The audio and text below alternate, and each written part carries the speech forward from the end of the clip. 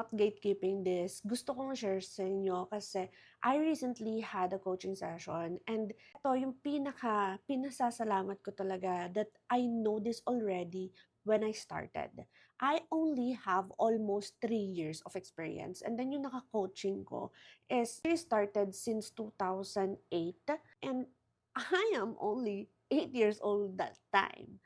Pero she availed my coaching because she don't know the process. Hindi niya pa din alam kung paano makakuha ng client in an instant. Hindi naman sa instant, pero in an easiest way to the point na you'll just onboard client within 5 minutes. And I am so glad na natutunan ko siya sa first client ko talaga.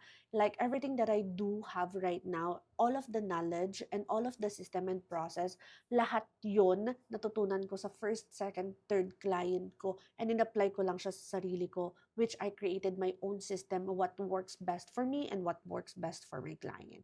Kaya if you're a social media manager and wala ka pang system and you want to get that multiple client and you want to work anywhere wherein kung makikita nyo, I'm in different world right now, wala ako sa kwarto ko, but still, your business is running for you, go ahead and create your own system.